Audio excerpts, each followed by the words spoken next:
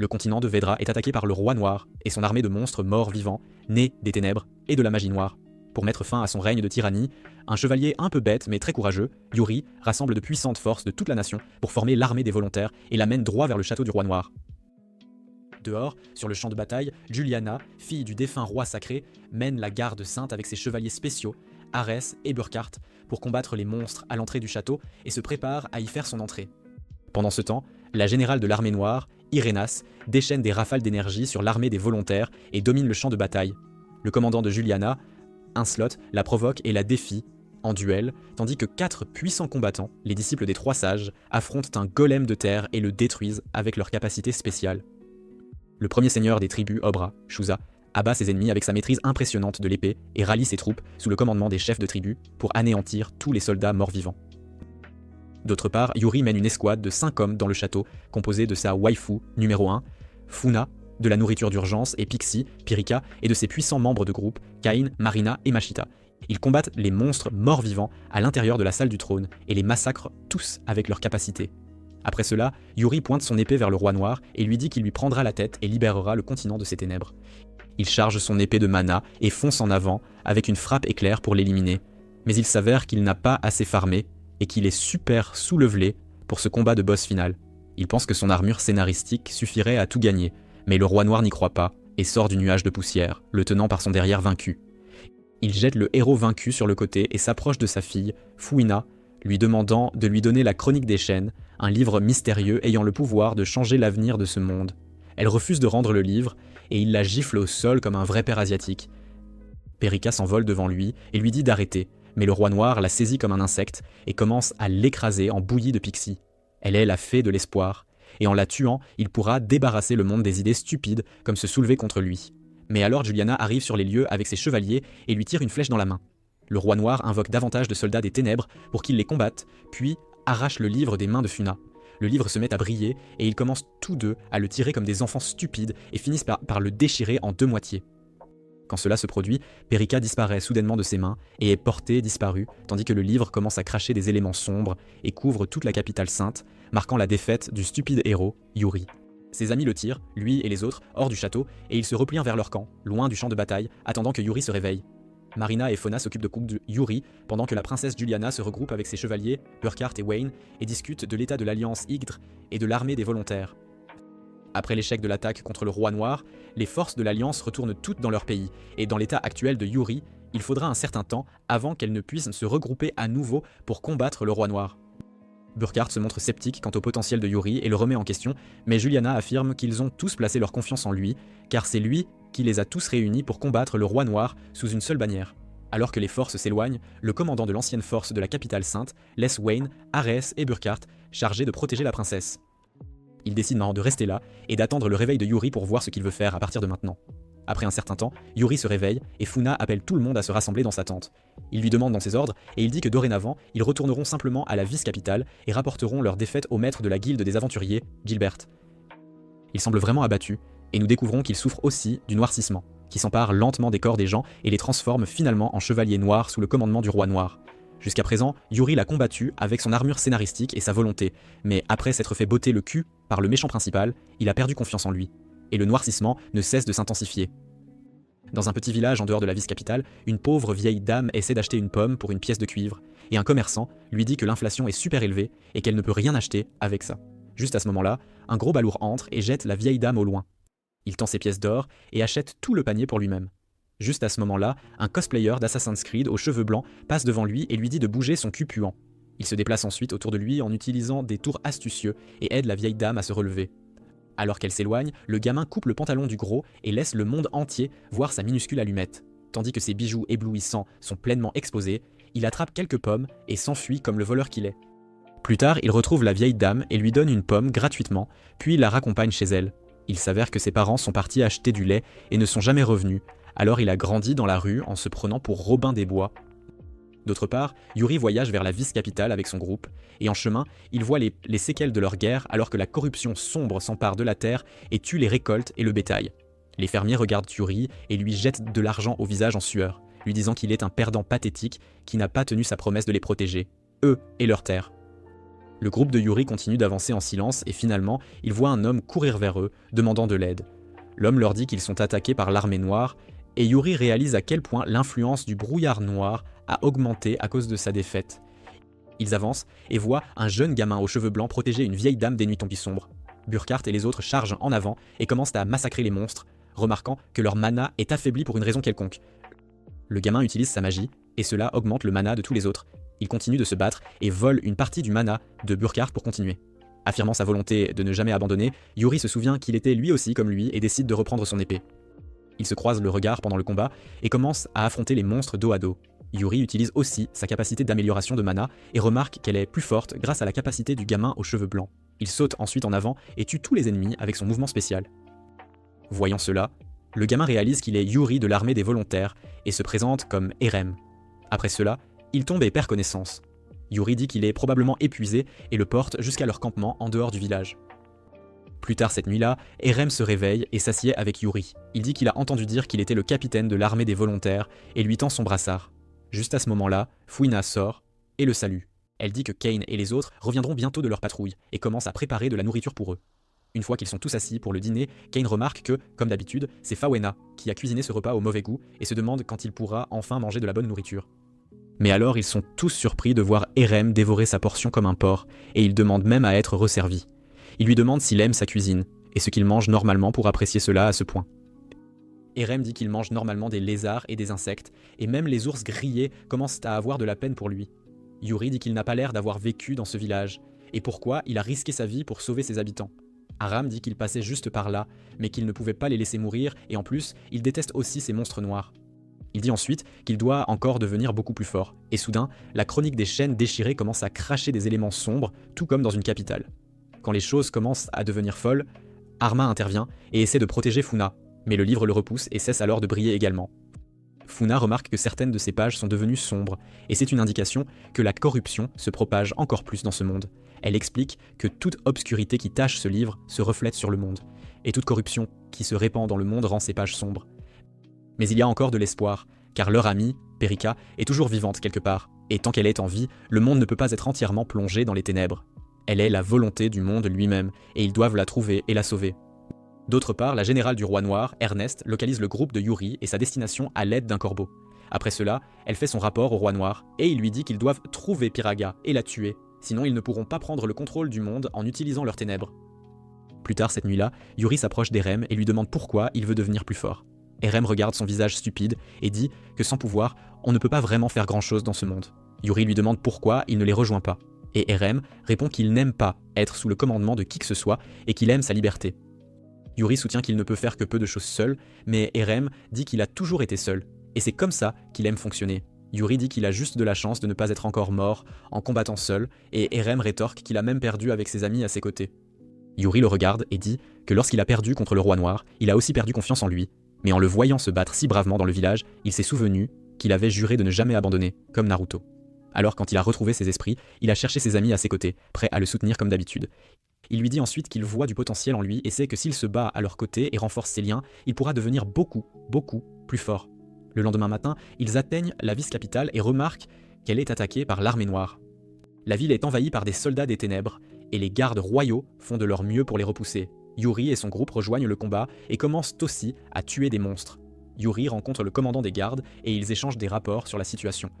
Le commandant dit que le mur extérieur a déjà été détruit tandis qu'Iludra la mage défend le mur ouest près des bidonvilles. Yuri dit qu'ils s'occuperont des ennemis ici et les laisse retourner aider la mage. Juliana utilise un sort d'amplification de mana et renforce ses chevaliers pendant qu'Aram se bat dans son style solo. Pendant le combat, il siphonne à nouveau du mana de Burkhart, ce qui le met vraiment en colère. Ils se disputent et il dit qu'il s'occupera de lui après la bataille, puis retourne auprès de son équipe. D'autre part, Yuri utilise une attaque combo de synchronisation de mana avec Kain et Mishida, et ils surprennent Erem en éliminant tous les ennemis de la zone avec leur attaque. Aram demande à Yuri de l'entraîner et de lui apprendre à utiliser cette attaque, et Yuri lui dit que cela exige d'avoir un lien fort avec ses partenaires. Burkhart intervient et dit qu'Aram ne comprendra pas parce qu'il n'est qu'un singe voleur de mana qui ne se bat que pour lui-même. Aram devient fou de rage et s'enfuit en disant qu'il deviendra plus fort à sa manière. Juste à ce moment-là, le chef de l'armée ennemie entre dans la ville et se révèle être un chevalier noir. Le brouillard noir autour d'eux commence à s'épaissir, et cela réduit également tout leur niveau de mana. Les monstres chargent et blessent Yuri et commencent aussi à submerger les autres. L'un d'eux parvient à lancer un puissant sort d'attaque sur Juliana, mais Burkhart intervient et encaisse le coup pour elle, se blessant gravement. Les ennemis décident de l'achever, mais juste à ce moment-là, Aram intervient et commence à tuer un tas d'entre eux en utilisant ses compétences de combat rapide. Après cela, il commence à rassembler son mana et le partage avec Juliana et ses chevaliers, y compris Burkhart. Grâce à cela, ils peuvent utiliser leur attaque combo de synchronisation de mana et vaincre tous les ennemis de la zone.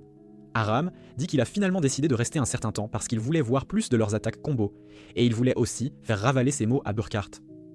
Une fois la bataille terminée, Yuri rassemble tout le monde autour de lui et dit qu'il a déjà perdu contre le roi noir, et quand cela est arrivé, le roi noir lui a dit qu'il détruirait ce monde entier. Il dit ensuite qu'il veut qu'il y ait de l'espoir tant qu'il vivra, et qu'il va donc créer une escouade de suppression du roi noir et le combattre une fois de plus.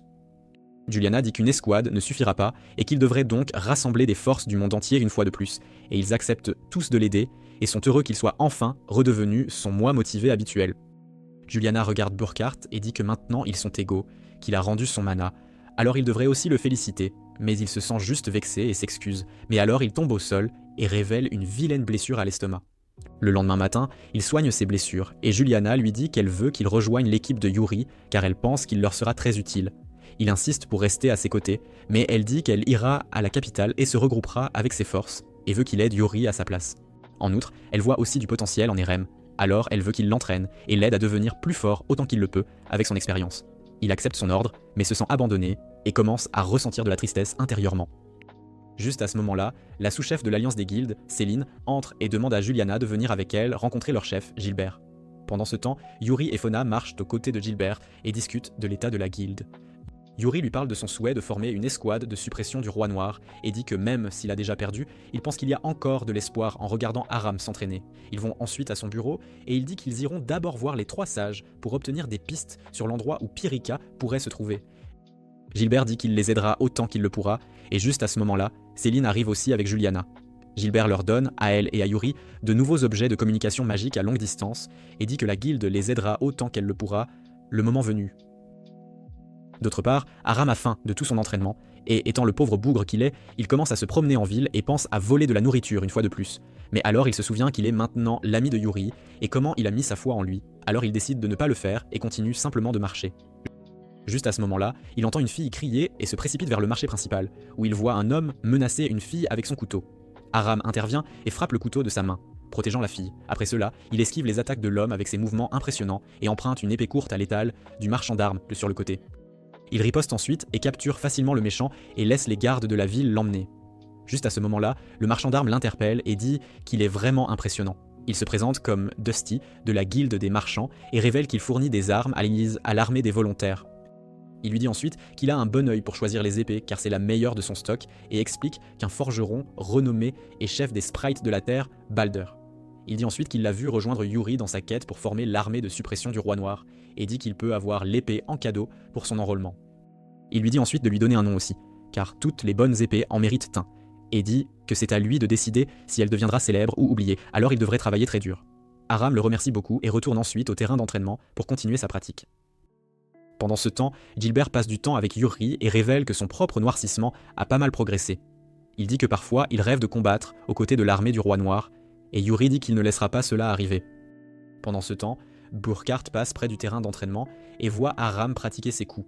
Il pense à ses ordres et lui dit de se détendre car ses muscles sont trop tendus. Il regarde ensuite son épée et lui demande ce qu'il en était. Aram dit qu'elle s'appelle Hirameki Maru, ce qui signifie éclair d'inspiration. Burkhart demande d'où son pauvre cul l'a eu et Aram dit que quelqu'un la lui a donnée. Burkhart lui attrape le bras et dit que personne ne donnerait simplement une si belle épée et l'accuse de l'avoir volée. Juste à ce moment-là, Juliana passe avec Yuri et Wayne et demande ce qui se passait.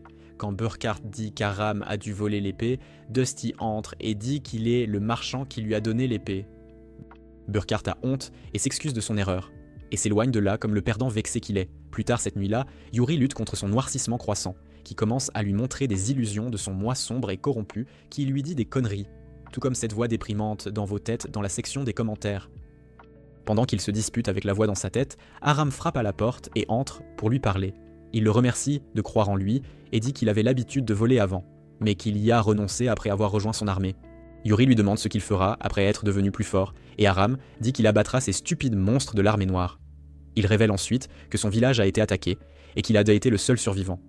Ils lui ont tout pris et il veut donc venger ses amis et sa famille, et c'est pourquoi il veut devenir plus fort. Le lendemain, ils se préparent tous à partir. Il rencontre le commandant et Juliana dit qu'elle ira à la capitale sainte et demandera à ses camarades de retour de rejoindre l'armée de suppression du roi noir. Le commandant dit qu'il interviendra aussi auprès de la guilde, mais qu'il ne peut garantir combien, voire aucun, serait prêt à rejoindre l'armée. Il se tourne ensuite vers Yuri et lui dit que la chef de la guilde de magie, Aludra, a dit qu'elle les rejoindrait également. Juste à ce moment-là, il voit Aludra entrer aux côtés du légendaire tueur de dragons, Guts, je veux dire Vorg. Eren est fasciné par l'épée de Vorg, tueur de dragons, et ils se présentent tous les deux également. Pendant ce temps, Juliana dit à Burkhart de bien faire son devoir, et qu'elle est sûre qu'il comprendrait s'il passait plus de temps à voyager avec le groupe de Yuri. Après cela, ils se disent au revoir, et le groupe de Juliana se sépare de Yuri et de ses amis. Le groupe de Yuri part également rencontrer les 3 grands sages, et avance jusqu'au crépuscule. Alors qu'ils installent leur camp pour la nuit, Yuri s'approche de Burkhart et lui demande d'entraîner Aram pendant leur voyage, mais il s'excuse et s'éloigne dans les bois pour une promenade. Il semble qu'Irena l'ait à l'œil, et sa blessure commence à saigner des éléments sombres. Ses pensées et émotions négatives prennent le dessus alors qu'il se sent de plus en plus rejeté. Et c'est alors qu'Irena l'approche et le poignarde avec davantage d'éléments sombres, et lui dit qu'il a été abandonné, et qu'il devrait donc rejoindre leur camp, qu'il acceptera à bras ouverts. À ce moment précis, les chroniques enchaînent s'affolent de nouveau, et ils aperçoivent un épais brouillard noir s'échappant de la forêt. Yuri, songeant au chevalier salé, se précipite alors dans la forêt, tandis que les autres le suivent de près. Il repère rapidement Irina, se tenant devant Burkhart, et l'assaille aussitôt de flèches et de puissants sorts magiques. Elle part leurs assauts avec aisance, puis invoque de sombres soldats pour les repousser avec force. Vorg et Erem les transpercent sans difficulté, et Burkhart, lui aussi, se remet debout, prêt au combat. Ils synchronisent tous leurs assauts et les projettent vers leurs adversaires, d'employer une attaque abandonne alors sa synchronisation et se laisse entièrement consumée par avec Burkhart. La magie de son équipe le traverse et intime et il se transforme lui aussi en un démon terrifiant, de se tenir émergeant des éclats d'énergie noire, tel un chevalier noir démonisé. Il s'élance pour frapper Erem, mais Yuri bondit et tente de parer ses attaques avec détermination. Ils s'affrontent un court instant avant que tous les autres ne se joignent à la mêlée pour offrir leur soutien. Mais Burkhart utilise son pouvoir nouvellement acquis pour les repousser tous avec une attaque de cristallisation sombre et décide de passer en mode berserk total. Mais alors, Erena s'intervient et lui déclare que c'en est assez pour aujourd'hui, qu'elle est venue le ramener chez lui, puis les téléporte tous deux directement au château du roi noir. Une fois la situation apaisée, Yuri contacte Juliana et l'informe de la défection de Burkhart et de son ralliement à l'armée du roi noir, désormais en tant que démon. En entendant cette nouvelle, Juliana se sent profondément attristée et s'interroge sur la sagesse de sa décision de l'envoyer aux côtés de Yuri. À cet instant précis, Arez arrive à cheval vers eux et leur annonce que la capitale sainte est en proie aux flammes. Ils se précipitent aussitôt vers la cité et découvrent qu'une véritable révolution éclate, avec des groupes de personnes qui se rassemblent, détruisent tout sur leur passage et mettent le feu, le tout au nom du roi noir. Ils s'imaginent qu'en agissant ainsi, ils pourront se transformer en démons et être acceptés au sein de la puissante armée du roi noir. Avec le roi saint terrassé et l'armée des volontaires qui perd également la bataille, il ne leur reste plus aucun espoir, à moins de rallier le roi noir, et c'est précisément la situation désespérée à laquelle la capitale est confrontée.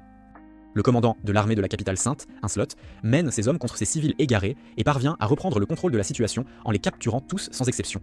Une fois que les choses se sont un peu apaisées, ils discutent de la situation avec ses officiers, mais à cet instant précis, ils aperçoivent un jeune enfant tentant de lancer une bombe dans un bâtiment officiel. Il semble bien qu'ils n'y parviendront pas, mais alors Arès arrive sur les lieux et maîtrise l'enfant avec une force impressionnante, le soumettant. Juliana et Wayne les suivent de près et rejoignent Ainslot pour lui demander un rapport détaillé de la situation. Juliana ordonne à Arès de relâcher l'enfant et lui demande de s'exprimer librement, de dire ce qu'il désire. L'enfant déclare qu'il souhaite ardemment devenir un démon et rejoindre l'armée du roi noir, car c'est, selon lui, le seul moyen de survie pour tous. Mais Juliana, furieuse, lui fait alors un long discours passionné sur les dangers de cette voie. Après avoir employé son Tok no Jutsu et versé quelques larmes sincères sur la transformation de Burkhart en démon, elle s'éloigne à cheval et pénètre dans l'enceinte du palais royal. Là, elle retrouve son amie de longue date, Louise, qu'elle avait laissée à sa place pour assumer le rôle de reine par intérim. Elles se regroupent ensuite avec Ainslot et discutent de leur plan d'action pour l'avenir. Wayne arrive alors avec un rapport indiquant que les forces des 9 territoires sont stationnées juste à l'extérieur de la capitale sainte, sous le commandement de Shuza. Leur armée est encore en pleine convalescence après la bataille acharnée contre le roi noir, et il faudra un certain temps considérable avant qu'ils ne puissent regagner leur territoire respectif. Elle donne l'ordre formel d'envoyer un messager à Shuza et attend patiemment leur demander de se joindre à l'armée de suppression d'avoir perdu un chevalier aussi puissant au profit des forces ennemies, mais décide néanmoins d'aller de l'avant, donne son accord, coûte que coûte. En chemin, Yuri s'arrête un instant pour nettoyer son bras qui noircit de plus en plus, et Funa remarque avec inquiétude à quel point la situation est devenue grave. Elle s'approche et le force à s'asseoir. lui disant de la laisser l'aider à enrayer cette terrible maladie. Face à cette situation, elle sort alors les chroniques de Shang. Après cela, ils utilisent leur voyage de réduire le noircissement. Et Aram, mais malheureusement, cette fois-ci, cela ne fonctionne pas du tout. Yuri explique qu'ils sont venus ici dans le but de rencontrer le sage du destin, qui pourrait potentiellement avoir une piste concernant l'endroit où se trouve Pyrrhica. Ils continuent d'avancer résolument vers la tour, mais soudainement, ils sont la cible d'une attaque par un puissant sort de feu. Le Lugar bondit alors en avant et bloque l'assaut, révélant qu'ils sont sous l'attaque de l'armée du sage, menée par ses meilleurs disciples, Velinar, Yuni et Kaja. Ils entendent soudainement la voix retentissante de l'un des sages, Melchior, et Yuri s'écrie qu'il est venu ici pour solliciter l'aide des sages afin de combattre le roi noir, une fois de plus, avec toute leur force.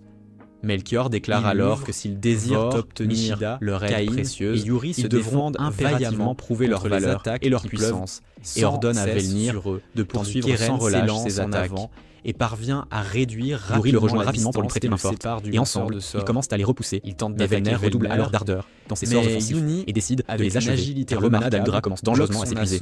Il lance un puissant sort de feu, mais Eram le remarque juste à temps et partage son mana avec Aludra, lui permettant ainsi de défendre efficacement toute l'équipe. Après cela, elle passe en mode Madara complet et invoque une véritable pluie de météorites dévastatrices tombant du ciel. Au loin, Malkir semble visiblement apprécier le spectacle, mais son collègue sage, Dom, arrive et lui intime d'arrêter immédiatement ses jeux d'enfants, jugés inappropriés. De retour sur le champ de bataille, Aram poursuit Yuni et tente de la combattre avec acharnement, mais la troisième sage, Fatima, intervient alors et met un terme définitif à la bataille, l'empêchant de se prolonger. Après cela, ils entrent tous ensemble et Funa présente officiellement les sages à Aram, un par un.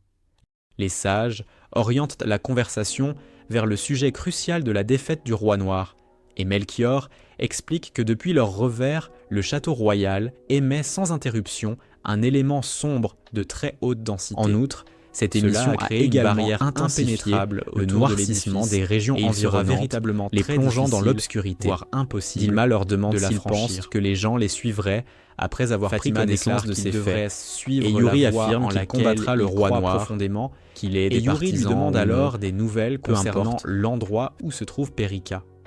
En tant que sage, bien qu'elle ne puisse pas leur révéler l'emplacement exact de ce lieu, il subsiste néanmoins une lueur d'espoir. En outre, il devrait se diriger vers le col de Maze.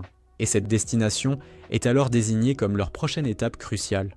Après cela, il semble bien qu'ils soient pour se reposer sur le point de se quereller, et Aram croise Velnir, lui demandant alors à quoi servaient ces étranges tatouages et leur intime de se calmer immédiatement qui ornaient en son corps. Il explique également que ces tatouages étaient en réalité la raison pour laquelle il peut utiliser toute cette magie si impressionnante, conférait une force véritablement exceptionnelle s'il désire en voir davantage. Après cela, il le complimente chaleureusement sur son sens aigu du combat et son excellent travail d'équipe. Et il répond qu'il les a tout en s'interrogeant sur sa capacité unique et particulière à partager le mana. D'autre part, Aludra et Vorg révèlent qu'ils resteront en arrière dans la tour afin de chercher des moyens efficaces de vaincre le roi noir et de franchir la puissante barrière qui entoure le château. Elle semble également avoir une histoire complexe avec Melchiora, car ils sont constamment en colère et se narguent mutuellement sans cesse.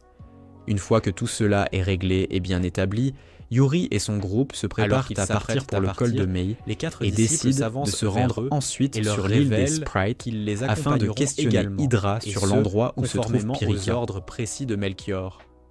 Ils expliquent qu'il est particulièrement intéressé quelques jours plus tard, alors qu'il progresse à travers le col de Mei, il constate que l'endroit tout entier est recouvert d'un blizzard noir et menaçant. Il s'agit d'une tempête de neige mêlée à un élément sombre qui engendre et ranime sans cesse des soldats des ténèbres morts-vivants, car sa magie de guérison peut purifier et effacer les monstres morts-vivants. Aram l'interpelle alors et lui fait remarquer à quel point elle peut être utile et efficace durant les combats, déterminée à l'anéantir. Bien sûr, le petit monstre la met en colère derrière Eram, tandis que Velnir incinère les monstres morts-vivants grâce à son sort de feu surpuissant et dévastateur. L'attaque s'avère être d'une puissance excessive, brisant la neige sous leurs pieds, et Aram finit par chuter lourdement de la falaise, emporté. Yuri tente de lui venir en aide, mais il tombe à son tour, et Velnir, regardant tout le monde, lâche un simple « oups » avec un air contrit. Avec tous à terre, Kaguya leur demande ce qu'ils devraient faire à présent, et Cain suggère qu'ils aillent rencontrer les sprites de la terre locaux, comme cela était prévu, et leur demande ensuite de l'aide pour secourir Yuri et Aram. Pendant ce temps, Yuri et Aram commencent à avancer prudemment le long de la falaise, accompagnés du petit monstre de fourrure. Aram décide de l'adopter et le nomme affectueusement Furball, sa petite boule de poils. Après avoir marché pendant un certain temps, Yuri suggère qu'ils s'arrêtent à cet endroit et creusent une grotte de neige pour y établir leur campement. Yuri affirme que cela doit être la conséquence du blizzard noir et déclare qu'ils attendront ici, car il est absolument certain que ses amis viendront les secourir, accompagnés des sprites de la Terre. Erem lui demande pourquoi il est si confiant quant à leur venue un discours de encouragement inspirant, et il répond que c'est parce qu'il a beaucoup voyagé avec eux et leur accorde une confiance totale et inébranlable. Aram avoue qu'il ne comprend pas vraiment cela, car il a toujours Yuri le réveille brusquement et indépendant, et lui intime de rester absolument éveillé à son égard, car il peut être extrêmement dangereux de s'endormir pendant une telle situation considérable.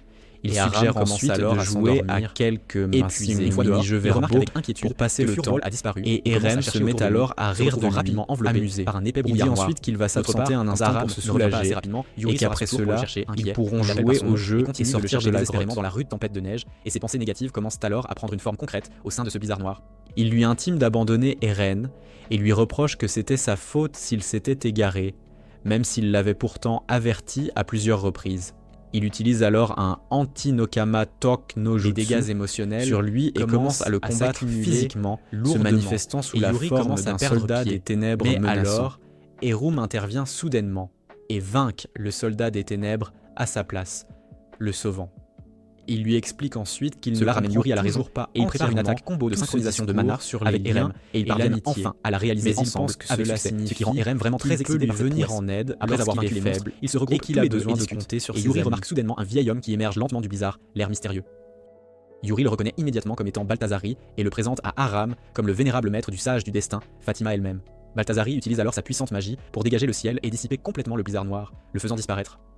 Furbal bondit de derrière son chapeau et retrouve Aram avec joie, se blottissant contre lui. Le vieil enchanteur regarde Yuri et lui dit qu'il semble sombrer dans une profonde dépression, tout comme n'importe qui dans la section des commentaires, et lui affirme que ce serait si facile s'il cédait et devenait émo.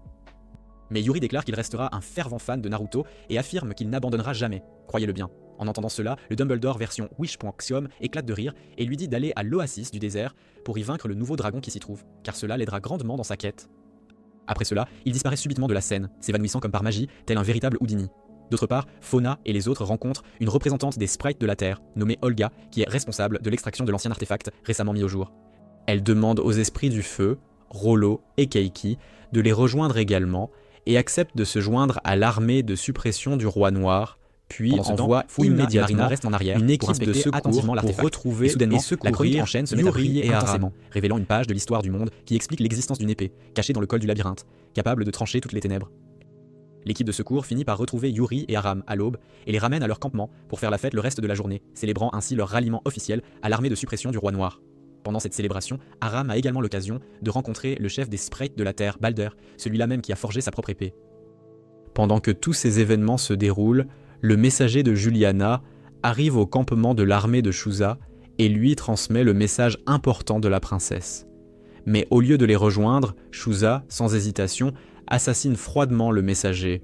Le lendemain, Yuri et son groupe se dirigent vers l'île de Séoul pour lui demander de l'autre côté de l'océan afin de recueillir davantage d'informations sur l'endroit où se trouve Piraka. Il ordonne à Funa de lui remettre la chronique en chaîne, car il a l'intention de vaincre le roi noir par ses propres moyens et de régner seul sur Aedra. Oren se met en rage contre lui pour avoir agi comme un vulgaire méchant edgelord et lui demande avec fureur qui il était pour se permettre d'agir de la sorte. À cet instant précis, le jeune frère de Shusa et son second, Yoshitsugu, au lieu de cela, s'avancent et déclarent qu'ils ont à leur propre manière reçu une invitation à rejoindre l'armée de suppression besoin du roi noir. En chaîne. Mais ils ne les rejoindront absolument comme pas. Le premier seigneur s'avance alors et se prépare à l'attaquer. Mais Yuri dans la terre des bloque son épée avec la sienne et se présente lui-même comme lui intime d'arrêter ce combat et demande s'il n'est pas envisageable pour eux d'unir leurs forces et de combattre ensemble une fois de plus. Mais Shusa répond qu'il a eu sa chance et l'a gâchée à cause de sa nature trop douce. Il lui rappelle comment il lui avait conseillé d'employer tous les moyens nécessaires pour vaincre le roi noir, même si cela impliquait d'utiliser ses amis comme de simples boucliers de chair, ce que Yuri n'avait évidemment pas du tout apprécié. Il déclare qu'à présent, il s'emparera lui-même de ce pouvoir des ténèbres et conquérera le monde entier en tant que véritable Kanan noir, le repoussant violemment sur le côté. Après cela, il s'approche de Funa et Aram, lui ordonnant de lui remettre le livre, mais elle répond que le livre choisit son propriétaire de lui-même, selon sa propre volonté. Il affirme qu'il sait parfaitement comment amener les autres à la soumission et tente d'utiliser la force, mais Yuri intervient à nouveau, bondissant, et commence à le combattre avec acharnement. L'armée de Shusa commence également à marcher résolument vers le groupe de Yuri et la situation dégénère rapidement en une guerre totale et sans merci. Cain et Michida signalent à Yuri d'utiliser une attaque combo de synchronisation de mana et la déclenchent en lançant leurs assauts. Mais Shusa, d'un revers brutal, gifle Yuri et le projette dans la poussière, lui rappelant avec mépris à quel point il est inutile en tant que héros. Après cela, il bondit vers Fumina et Aram, et les terrasse tous les deux sans pitié avant de leur arracher le livre magique et de libérer l'élément sombre et puissant qu'il contient.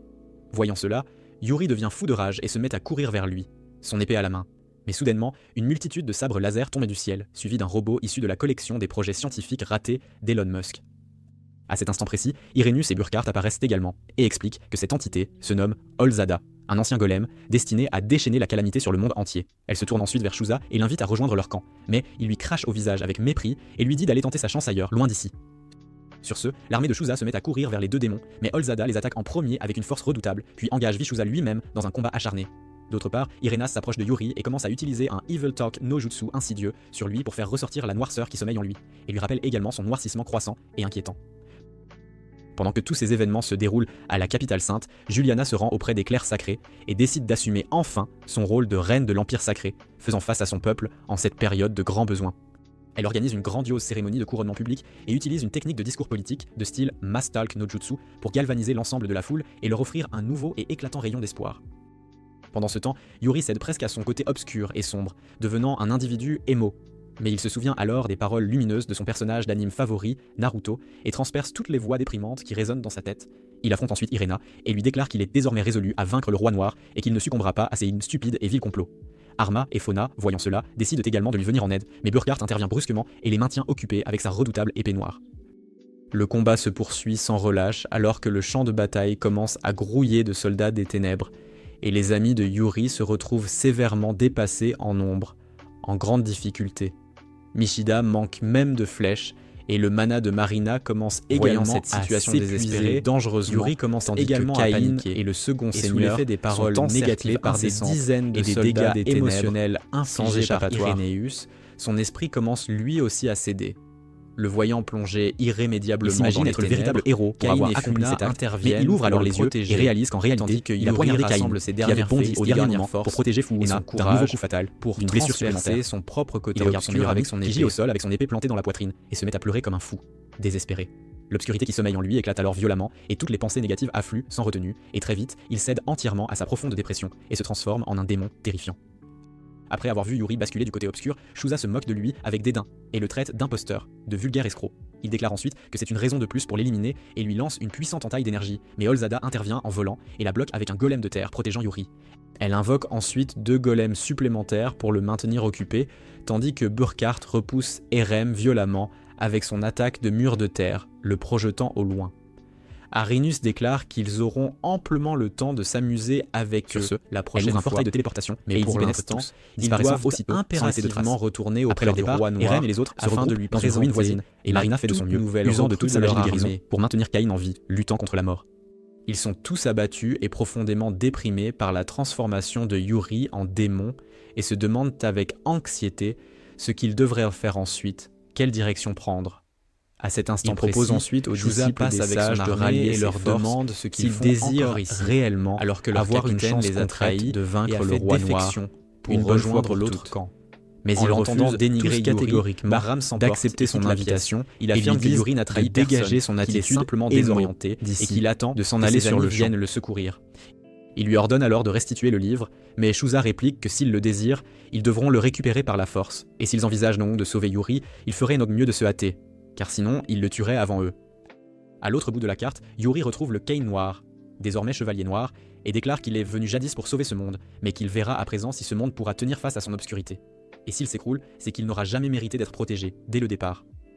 De retour aux ruines, Erem et les autres retrouvent enfin une lueur d'espoir, et se remettent debout.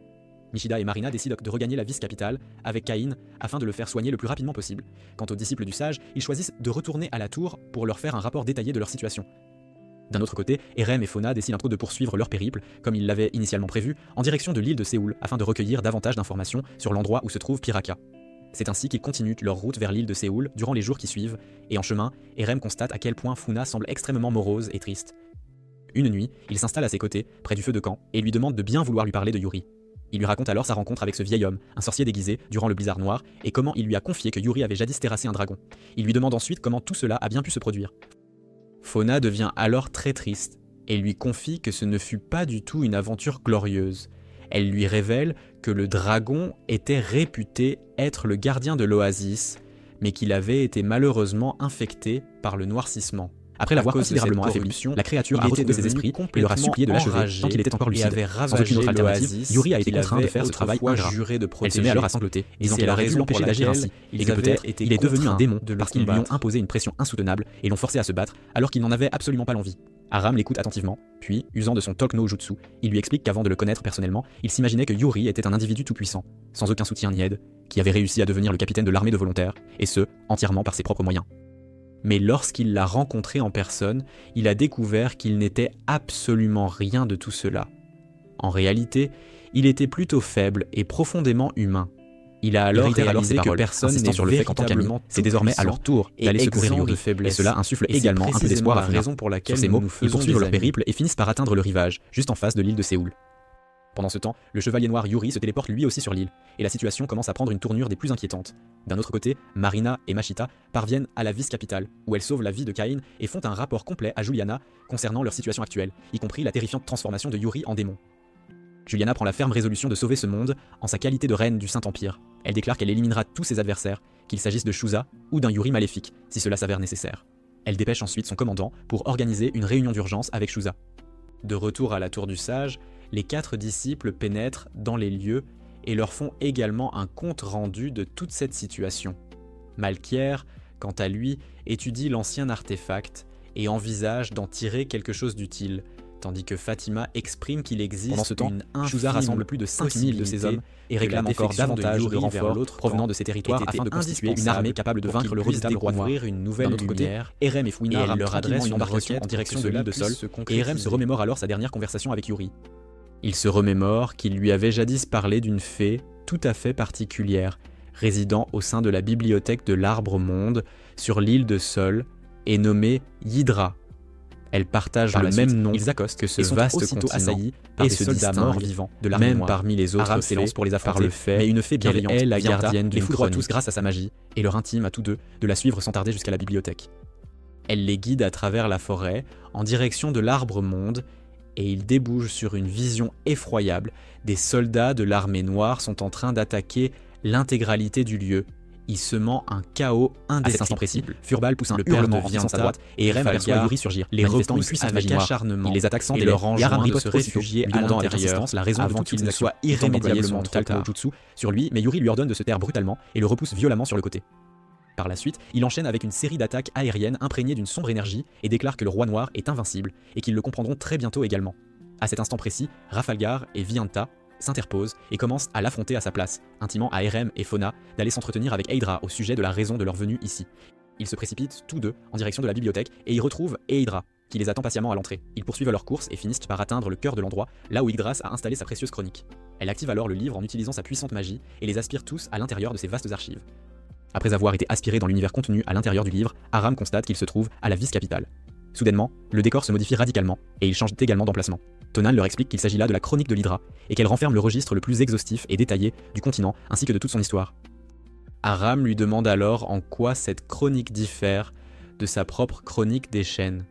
Elle lui répond qu'elle est d'une toute autre envergure, car la chronique de Qing sur les événements du monde s'oriente vers la quête de la réponse à leur interrogation concernant au-delà de ses frontières. Pour entamer leurs investigations, ils débutent au moment précis où Yuri a été vaincu par le roi noir et où Pirika a mystérieusement disparu de sa main. Comme si une force invisible les avait projetés dans ils se sont transportés à l'époque où Yuri se remettait difficilement de sa défaite et où le noircissement avait déjà commencé à s'insinuer en lui. Rafalgar tente de le contenir, mais l'obscurité de Yuri commence également à corrompre le livre. À l'intérieur de celui-ci, Aram se retrouve séparé de Funa et de Nidra. Il atterrit alors dans une époque où Yuri n'était encore qu'un jeune garçon, à peu près de son âge, et se contentait d'être un simple et faible villageois. Un jour, il est subitement attaqué par une horde de soldats morts-vivants, et il prend la décision de les affronter en dépit de sa propre faiblesse. C'est alors qu'un chevalier aux cheveux blonds fait son apparition sur la scène et fauche tous les monstres grâce à son attaque spéciale, laquelle présente une ressemblance frappante avec le mouvement emblématique de Yuri. Par la suite, Yuri s'assied aux côtés du chevalier et lui demande comment il pourrait devenir plus puissant. Il exprime son désir ardent d'être fort, afin de pouvoir protéger son village chaque fois que les monstres viendraient à l'attaquer. Mais s'il persévère avec la mage lui explique que cela pourrait bien lui exiger de s'entraîner sans relâche pendant des jours, des mois, voire des années. Yuri a pris la décision de s'entraîner sans relâche, même possible, en s'acharnant sur un arbre avec son épée jamais cette compétence. Gal aurait souhaité que quelqu'un lui ait mentionné l'existence des haches et des scies, mais parfois, il est nécessaire de faire preuve d'une certaine obstination pour devenir un véritable héros. Il réussit à vaincre les monstres, son village employant la compétence spéciale qu'il a acquise par des monstres morts-vivants, ces années de pratique et il se hâte de le défendre avec courage. Mais il s'avère qu'il est malheureusement un peu trop tard pour sauver le village, désormais en ruine. Malgré cette tragédie, il a même à ce moment-là à aller de l'avant, mieux pour combattre ses pensées sa défaite cuisante, et a placé tout son espoir en Irem Noir, demandant à Caïn de lui venir en aide si jamais quelque chose devait lui arriver. Et le noircissement, nous savons tous à quel point ce plan s'est déroulé parfaitement, mais après tout, c'est l'intention qui prime.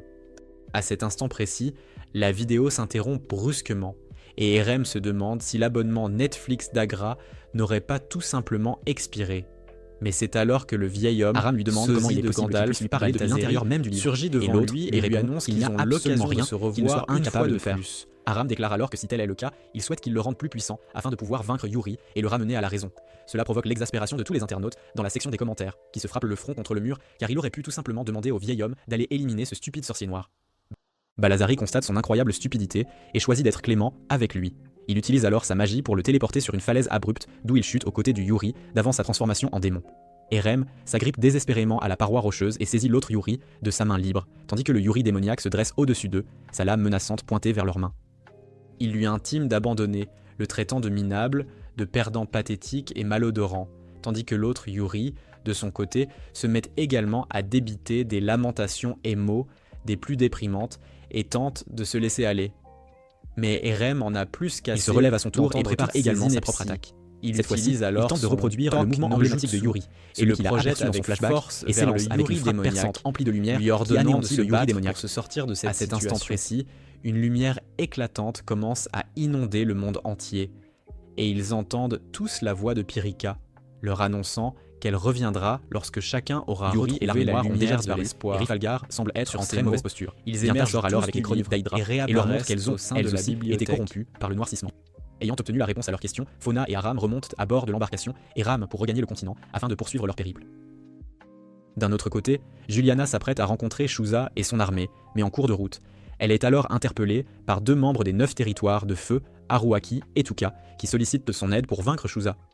Il déclare que s'il venait à décider de s'allier au roi noir, il ne lui permettrait absolument pas de continuer à régner sur leur terre, et il lui demande de former une alliance avec elle, en sa qualité de reine sacrée. Sur place, ils s'entretiennent avec la reine de l'Oasis, Ashrina, et lui rapportent les paroles de Balthazar, ainsi que son conseil à Yuri de se rendre à l'Oasis, car un nouveau dragon gardien ne tardera pas à y faire son apparition.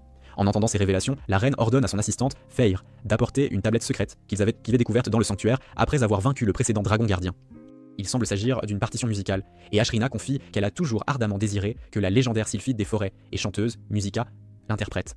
Elle ordonne alors à Feyre de partir à la recherche de cette fée et de la ramener ici, et Funa demande également à l'accompagner dans cette quête. À cet instant précis, l'un de ses hommes fait irruption et rapporte qu'une armée colossale de 10 000 soldats, arborant l'emblème des 9 territoires, est en train de s'approcher d'eux. Aram s'exclame que ce doit être cet ogre stupide, Shuza, et déclare qu'il se joindra également à la bataille. Mais l'homme précise alors qu'une autre armée, de taille équivalente, est déjà sur le terrain, menée par la reine sacrée, Juliana. Ashrina dépêche son conseiller, Khalifa, sur le champ de bataille en qualité de messager neutre venu du désert. Il leur explique que s'ils s'affrontent ici et maintenant, les 2 camps subiront de graves répercussions. Et à un moment où le roi noir tente de s'emparer du monde, il est convaincu que la reine sacrée, ni aucun des chefs des 9 territoires, ne sera assez insensé pour persister dans cette voie. Il propose alors d'organiser des pourparlers de négociations entre les 2 armées et leur demande d'amener 100 hommes chacun, puis de les renvoyer à leurs nations respectives. Là-bas, il retrouve Juliana et la félicite chaleureusement pour son couronnement. C'est à cet instant précis qu'Aaron fait également son apparition et la salue. Elle lui demande ce qu'il faisait en ces lieux et il lui explique qu'il est venu pour sauver Yuri et le ramener de leur côté. Puis il se retourne pour lancer un regard des plus menaçants à Shuza. Par la suite, ils pénètrent à l'intérieur pour s'expliquer et Shuza entame les négociations en exigeant que Juliana abandonne son commandement de l'armée sainte, car selon lui, elle n'est absolument pas apte à être leur souveraine. Il commence alors à enfoncer le clou, rappelant comment son précédent chef, Yuri, a fait défection pour rejoindre l'autre camp, et il a même appris que l'un de ses gardes personnels s'était lui aussi métamorphosé en démon. La situation commence à s'assombrir sérieusement pour elle, mais c'est alors qu'un des soldats fait irruption et annonce qu'ils sont sous l'attaque de l'armée noire. Cette fois-ci, il ne s'agit que d'Irénéus, Burkhart et Olzada, accompagnés d'une armée de plusieurs milliers de soldats morts-vivants. Shuza, visiblement excité, se jette sans hésitation dans la mêlée, brandissant sa longue épée. Pour le neutraliser, Olzada s'envole et se fragmente en une multitude de morceaux volants, comme si elle avait puisé son inspiration chez Buggy le clown. Elle invoque ses puissants golems de terre et attaque également Shuza avec ses éclairs de lumière. D'un autre côté, Juliana se retrouve face à Burkhart, qui commence à l'assaillir avec des attaques émotionnelles dévastatrices. Il lui lance qu'elle a l'air si pitoyable à combattre Shuza comme une misérable faible, puis il entrechoque son épée avec la sienne à plusieurs reprises avant de la projeter violemment au sol d'un coup de pied brutal. Il la pousse alors à remettre encore plus en question ses décisions, en lui intimant de constater les conséquences de ses propres ordres, et s'apprête à lui porter le coup de grâce. Mais Ainslot surgit et bloque son attaque. Il dit à Juliana de le lui confier entièrement, et la laisse partir affronter Shuza. Pendant ce temps, Aram se tient dos à dos avec Khalifa, et ce dernier lui recommande de surveiller attentivement Shuza et Juliana, car ils sont aussi incompatibles que l'huile et l'eau, et pourraient bien tenter de s'éliminer mutuellement au milieu du chaos de cette guerre. De l'autre côté du champ de bataille, Shuza est entièrement absorbé par son combat contre la poupée clown volante. C'est alors que son frère surgit et lui arrache son adversaire des mains. À cet instant précis, Juliana tente une attaque furtive, mais Shuza la bloque au tout dernier moment et la repousse violemment. Elle se jette de nouveau dans la mêlée et entrechoque son épée avec la sienne, lui intimant de disparaître car il est le seul obstacle sur sa route. Il lui rétorque la même chose et tous deux commencent à se battre avec une intensité redoublée, se renforçant mutuellement grâce à leur mana. Finalement, Juliana réussit à le projeter au loin d'un coup puissant, mais Shuza s'en extirpe en libérant une vague colossale d'énergie sombre. Shuza bloque cette attaque avec une vague d'énergie qu'elle génère elle-même, et ils se retrouvent de nouveau engagés dans un féroce affrontement à l'épée. Tandis que leur combat se poursuit, la situation devient de plus en plus tendue et intense, et ils commencent à être progressivement engloutis par les ténèbres. À cet instant précis, Adarani observe la scène de loin, se moquant de ses stupides perdants, ce qui donne à Furbal un air attendrissant. Mais c'est alors qu'Aram intervient avec une frappe puissante et leur ordonne les affaires de ses ennemis de cesser d'entretuer et leur enjoint de cesser de se livrer à des combats. Elle dépêche donc Olzada pour les attaquer. Et Rem, de son côté, nargue également Burkhart et l'affronte, mais ses adversaires parviennent alors à lui faire lâcher son épée et s'apprêtent à lui porter le coup de grâce. Cependant, Erem utilise une puissante explosion de mana et les repousse tous deux avec force. À cet instant précis, le chant de Musica s'achève également, et suite à sa supplique, Furball se métamorphose en une tornade d'un blanc éclatant et projette une épée rouge de classe légendaire en direction d'Aram. Dotée du pouvoir de transpercer les ténèbres, l'épée s'embrase, et Aram lance alors une puissante attaque en forme de vague sur Olzada, la consumant entièrement. L'attaque atteint également Burkhart, mais il réussit de justesse à se défendre en la parant sur le côté. À cet instant précis, la tornade cesse de tourbillonner, et Furball se métamorphose en un gigantesque dragon gardien. Les soldats de l'armée noire sont également assaillis par des boules de feu, et ils aperçoivent les disciples des trois sages se joindre à la bataille. Maintenant qu'ils ont clairement l'avantage, Erenas se retire du champ de bataille et intime à Burkhart de faire de même, sans tarder. Une fois qu'ils sont partis, Aram s'avance vers Shuza et lui ordonne de restituer la chronique des chaînes, car il n'en est absolument pas digne. À cet instant précis, le livre se met à scintiller intensément et redevient d'un blanc immaculé. Il s'envole ensuite pour se poser délicatement dans les mains d'Erem, et Shuza accepte cette issue sans protester. Par la suite, les disciples s'approchent de Musica et lui expliquent qu'ils sont venus la chercher, car ils ont impérativement besoin de son aide concernant un ancien artefact. Erem sollicite alors formellement Juliana pour qu'elle prête ses forces à l'armée de suppression du roi noir. Il demande également à Shuza de se joindre à eux, mais ce dernier déclare qu'il suivra sa propre voie et s'éloigne avec ses hommes. L'élément sombre s'étant concentré suffisamment longtemps, le roi noir déploie son armée de soldats Ibark renforcés sur l'ensemble du continent, dans une tentative ultime de s'emparer du monde une fois pour toutes. D'un autre côté, Aram et Funa chevauchent Furball, transformé en dragon, en direction de la tour du sage, accompagné des disciples et de Musica. Il semble qu'une mélodie similaire soit inscrite sur l'ancienne relique et ils ont absolument besoin qu'elle la chante et l'active, pour pouvoir percer la barrière d'obscurité qui entoure le château du roi noir. En chemin, ils constatent l'ampleur de la destruction massive et de la corruption des terres que le roi noir a engendrée, et ils sont résolus à mettre un terme rapide à cette bataille en lui tranchant la tête. Ils parviennent finalement à la tour et aperçoivent un gigantesque dirigeable posé sur son toit. Il s'avère que c'est là l'ancienne relique découverte dans le col de mai, et les esprits élémentaires du feu et de la terre les accueillent chaleureusement à bord. Après avoir atterri, ils rencontrent les trois sages qui leur exposent alors en détail le plan d'action. Ils demandent alors à Musica de chanter afin de vérifier si le mécanisme de perforation des ténèbres est opérationnel. Aram s'enquiert s'ils la feraient chanter directement devant la barrière durant le combat. Melchior répond qu'ils agiront plutôt depuis l'intérieur et révèle que ce dirigeable ancestral est la pièce la plus sophistiquée de magie et de technologie, possédant la capacité de se téléporter instantanément n'importe où dans le monde. Il explique qu'ils téléporteront les troupes les plus robustes à bord, puis utiliseront le chant de Musica pour faire tomber la barrière également depuis l'intérieur. De cette manière, ils ouvriront un passage pour que leurs forces alliées puissent s'engouffrer directement et s'emparer du château du roi noir, par un effet de surprise totale. Par la suite, ils énumèrent les noms des individus qui embarqueront à bord du vaisseau, annonçant qu'il s'agira des deux esprits du feu, des 4 disciples, de Fauna et d'Aram, accompagnés de son dragon, Furball. Aram demande s'ils partiront sans délai, mais Melchior répond qu'il faudra un certain temps pour que cette vieille et magnifique ferraille puisse se mettre en marche après être restée dissimulée pendant une si longue période. Il commence alors à incanter le sort de lancement, et tous attendent patiemment que les moteurs se mettent en route. Pendant ce laps de temps, Aram fait polir son épée par Baldur, qui le félicite chaleureusement d'avoir considérablement gagné en force depuis leur dernière rencontre. Par la suite, Erem sort et retrouve Velnir. Il lui annonce qu'ils doivent impérativement s'entretenir, et demande à Erem s'il sera réellement capable de tuer Yuri lorsque le moment sera venu. Si ce n'est pas le cas, il devrait alors rester à l'écart du vaisseau. Erem le fixe du regard, Valner le félicite, et affirme qu'il l'encourage à donner le meilleur de lui-même, raison. puis le laisse seul. Et bien qu'il ne perçoive Aram peut-être sort pas ensuite encore et la retrouve totalité Fauna de la sur le pont situation principal du actuelle, navire, il est lui demandant si elle certain aime Yuri. de ce qu'il doit accomplir. Elle rougit comme une tomate, mais réalise qu'elle parle à Eram, qui le dit probablement d'une manière un peu trop directe et têtue. Il dit qu'il aime beaucoup ce gars, car il a changé sa vie et lui a tant appris. C'est pourquoi il veut le ramener, même s'il doit lui botter le cul, et lui demande de l'aider également dans cette tâche. Elle lui raconte qu'elle a échoué sur ce continent après la destruction de sa patrie par l'Armée Noire. Elle n'avait aucun souvenir de sa vie passée, tenait ce livre mystérieux, et pour une raison inconnue, ces monstres ne cessaient de la poursuivre sans relâche. C'est pourquoi Yuri l'a sauvée et l'a invitée dans son équipe. Dès ce jour, sa vie fut remplie de bonheur, trouvant la paix dans les diverses choses que Yuri lui avait montrées. Et avec l'espoir que leur ami est toujours vivant à l'intérieur de ce démon, ils décident tous deux de le ramener. À ce moment précis, Burkhart arrive sur les lieux avec une explosion et atterrit à l'intérieur du navire. Il commence à attaquer Erem et tente d'arracher la chronique enchaînée à Fina, mais Erem le repousse et dit à Funa de s'enfuir.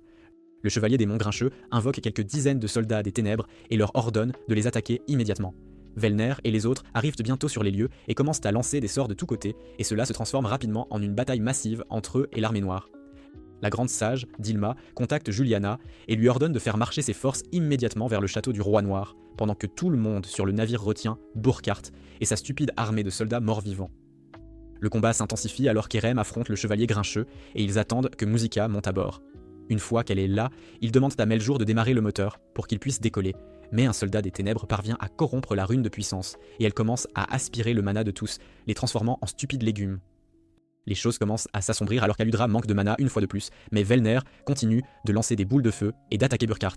Cela donne à Erem suffisamment de temps pour concentrer son mana et le partager avec Aludra, puis il projette également un puissant flux de mana dans la rune magique, et cela démarre instantanément le dirigeable. Avec cela, ils entrent dans le portail de téléportation et le traversent à toute vitesse, apparaissant instantanément devant le palais du Roi Noir. Pendant leur voyage, Burkhart parvient à attaquer le navire et fait exploser le moteur. Il assomme ensuite Funa et l'emmène avec lui à l'intérieur du château pour voir le Roi Noir. Pendant ce temps, le dirigeable s'écrase contre plusieurs pics rocheux et atterrit après avoir été gravement endommagé. Avec le dirigeable qui s'écrase à l'intérieur, les choses s'annoncent mal pour nos héros, mais heureusement, tous survivent et Furball parvient également à sauver Musica. À l'extérieur de la barrière, Juliana et Ashrina mènent leurs armées pour marcher et attendre que la barrière tombe. Mais ensuite, elles voient le dirigeable s'écraser à l'intérieur et se demandent si leur plan a échoué. À l'intérieur, Aram et ses amis combattent l'Armée Noire et Aram charge Furball de veiller sur Musica. Il l'emmène à l'artefact ancien et la laisse chanter la chanson, et juste comme ça, la barrière d'éléments sombres commence à s'abaisser. Avec cela, les forces alliées marchent et commencent à combattre l'Armée Noire. Et une fois de plus, le destin du monde repose sur leurs épaules alors qu'ils se tiennent devant le château du Roi Noir, prêts à lui prendre la tête.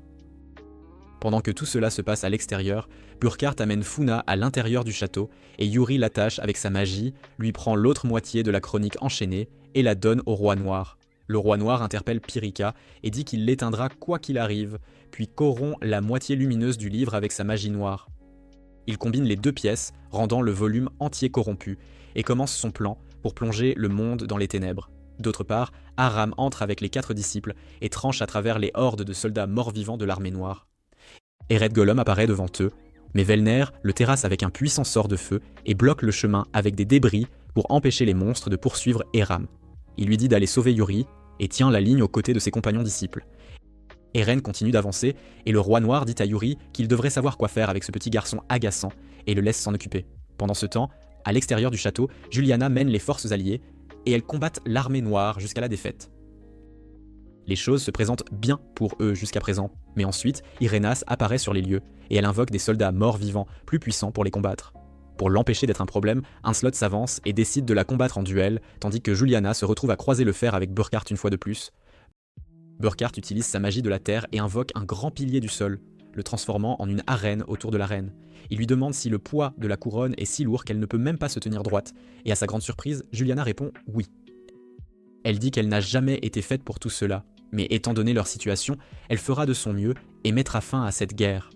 Elle charge son mana dans son épée et se prépare à le combattre, mais Burkhart descend en volant avec son épée, la repousse contre un mur et plante l'épée dans le mur à côté d'elle.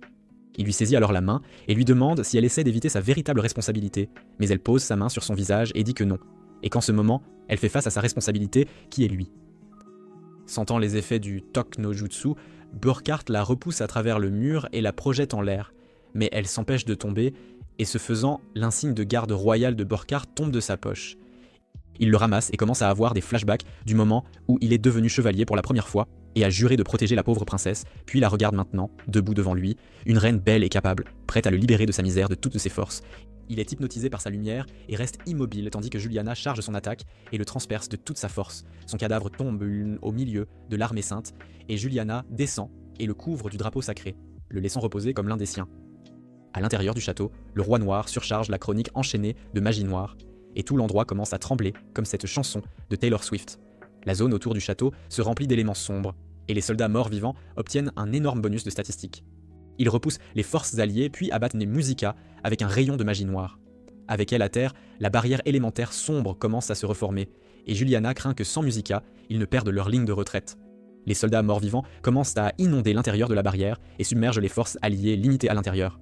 Maintenant, plus forts, grâce au buff d'éléments sombres donné par le roi noir, ils sont capables d'abattre les soldats réguliers beaucoup plus facilement, et les choses commencent à s'annoncer sombres pour eux. Ainslot commence aussi à perdre contre Irénée et elle se demande pourquoi ils se battent. Quand il lui dit qu'il se bat pour les liens d'amitié qu'il a, elle s'agace et décide d'abattre Juliana.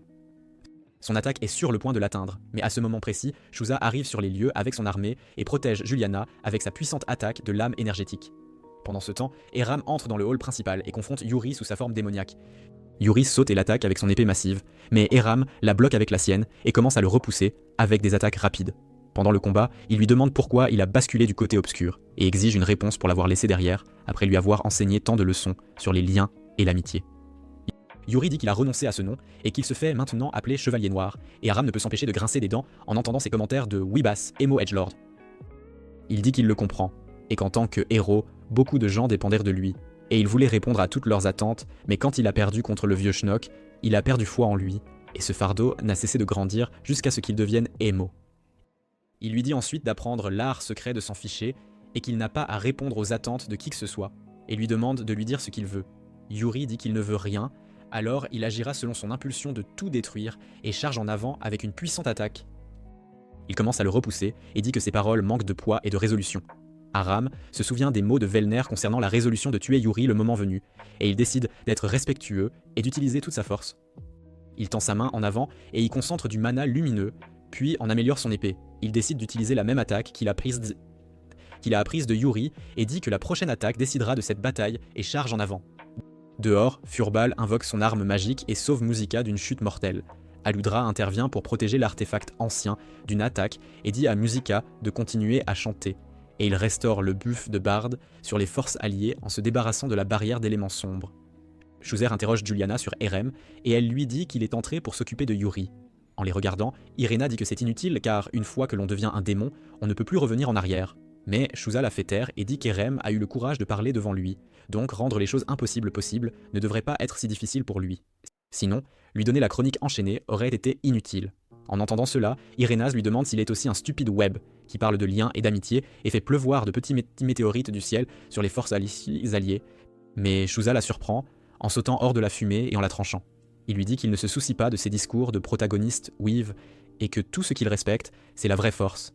Elle saute et l'abat avec un tas de boules de feu, mais Shusa les traverse simplement comme un giga-chad et lui dit qu'elle est si faible. Il la frappe ensuite avec une puissante entaille énergétique et la réduit en cendres de grand-mère. D'autre part, le roi noir décide de finir ce monde en corrompant entièrement la chronique enchaînée, mais Fune utilise sa magie de sceau secret et invoque la chronique enchaînée en tant que gardienne et absorbe toute l'obscurité qui la corrompt. Elle tombe malade du noircissement et son corps commence à pourrir, tandis que le roi noir regarde son visage stupide et dit qu'il peut simplement corrompre le livre une fois de plus en y versant davantage de son élément sombre. Pendant ce temps, Aram pense que l'armure de Yuri est faite du même élément sombre que la barrière extérieure et qu'il devrait donc pouvoir la briser de l'intérieur s'il peut le frapper avec son mana lumineux. Mais Yuri le gifle contre un mur et lui dit qu'il n'a pas besoin de ces trucs blancs. Il s'apprête à l'abattre, mais une flèche arrive en volant et le frappe au bras. Il regarde sur le côté et remarque ses anciens membres de groupe, Cain, Mishida et Marino, entrer dans le hall alors qu'ils récupèrent Terem et disent qu'ils sont là pour ramener leur capitaine à la raison. Aram demande à Cain s'il va bien, et il répond qu'il ne mourrait pas d'une égratignure comme ça, puis dit que l'armée de volontaires a toujours combattu ainsi. Si l'un tombe, l'autre l'aide à se relever, puis regarde Yuri et demande si c'est juste. Aram dit à Yuri qu'il n'est pas seul, et puis charge son Rasengan de lumière et partage son mana infusé d'armure scénaristique avec les autres membres de l'équipe. Avec cela, ils se préparent tous à lui porter une attaque combinée, commençant par Cain, qui le repousse, puis laisse Mishida le cribler de ses flèches, et enfin, Marina l'emprisonne dans son orbe de guérison et laisse Erem l'achever en brisant son armure avec son mana blanc. Dans la tête de Yuri, nous voyons qu'il se bat toujours contre son moi sombre et Emo. Leur combat continue alors que le garçon Emo ne cesse de lui dire des bêtises, mais ensuite Yuri reçoit la lumière d'Aram et devient capable de traverser son obscurité. Il charge son épée et se précipite vers son moi Emo, puis transperce son cœur et met fin à ses jours démoniaques. À l'extérieur, son armure se brise et il en sort l'air impeccable. Après cela, ils se précipitent tous vers la salle du trône et voient le roi noir prêt à infuser la chronique enchaînée de magie noire une fois de plus. Mishida commence l'assaut en lui tirant ses flèches, suivi par Cain et Aram qui sautent avec leurs épées. Yuri et Marina sauvent Puna et commencent à la soigner et elle parvient également à récupérer Fury. En les combattant, le roi noir remarque que le mana blanc dans les mains d'Aram est la lumière de Axetus qui peut détruire toutes sortes d'obscurité. Il devient fou et leur lance une énorme vague d'énergie sombre, mettant Cain et Mishida hors de combat. Il ouvre ensuite un portail et sort une épée d'anime massive, puis commence à se téléporter pour attaquer Yuri dans un royaume à la fois. On dirait qu'il s'est inspiré de ce film de Dragon Ball Z, mais Yuri bloque son attaque et dit qu'il le vaincra et arrêtera le noircissement une fois pour toutes. Erem lui lance une boule de mana lumineux et elle atteint l'épée de Yuri et tranche le roi noir de face, tandis qu'Erem enchaîne avec une frappe dans son dos. L'élément sombre concentré commence à s'écouler de ses blessures et le roi noir éclate en une massive décharge d'énergie sombre. Lorsque l'aura sombre se dissipe, il se révèle être un dragon noir. Il commence à charger une puissante bombe de bête à queue, mais Furball intervient et utilise charge comme un Pokémon. Il le ramasse ensuite et s'envole dans le ciel, faisant suivre Harum et Yuri sur ses armes volantes magiques. Les deux dragons commencent une incroyable bataille de rayons d'énergie et de souffles de feu dans le ciel, et nos héros décident également d'apporter leur soutien. Erem charge et l'agace comme cette mouche en été, tandis que Yuri s'écrase directement sur son visage, puis lui transperce un œil avec son épée. Le dragon noir le secoue et le jette à terre, mais Erem arrive à temps pour le sauver. Mais maintenant, ils sont tous deux suspendus, et Erem et le dragon noir y voient bien une chance de les achever tous les deux d'une seule attaque. Il commence à charger son rayon d'énergie, mais Furball utilise charge une fois de plus, et l'entraîne au sol avec lui. Ils s'écrasent tous les deux, et Furball redevient sa forme de Furball, et Aram descend pour le secourir. Pendant ce temps, le dragon noir décide de subir une autre transformation, comme Frieza, et se révèle être un imitateur de Kaido, un hybride dragon-humain. Se sentant vexé, il charge une lourde attaque d'énergie sombre et tire sur Yurei avec, mais Eren la bloque avec son Rasengan de lumière et passe à travers. Il buffe ensuite Yurei avec une armure scénaristique pour qu'il ne se fasse pas gifler comme la première fois qu'il a combattu le roi noir, puis se prépare à couler leur mana, et ils décident tous deux de terminer cette bataille avec un double wombo combo du mouvement signature de Yuri. Ils traversent l'obscurité du roi noir et parviennent finalement à le frapper avec la lumière et à se débarrasser de tous les éléments sombres en lui. Il redevient sa forme humaine et tombe au sol, et nos héros se tournent vers Fuina, qui est maintenant en train de mourir à cause d'un cas grave de noircissement sans retour possible. Le roi Passy Noir se lève et invoque la chronique enchaînée en tant que gardienne et échange sa force vitale pour guérir Fuina. Et une fois cela fait, l'espoir de tous revient, et comme promis, Perika se manifeste et retrouve ses amis une fois de plus. Le roi noir disparu, et la chronique enchaînée restaurée à son état original, le noircissement autour du monde commence à s'estomper. Tous les soldats morts-vivants disparaissent, et la paix revient sur les terres. Juliana lève son épée et annonce leur victoire, et juste comme ça, nous voyons tout revenir à la normale. Pendant ces derniers instants, le père de Fina lui dit de restaurer le monde qu'il a détruit en utilisant le véritable pouvoir de la chronique enchaînée, et nous voyons nos héros repartir une fois de plus pour un autre voyage à travers la mer. Et c'est ainsi que la première saison de Chain Chronicle se termine.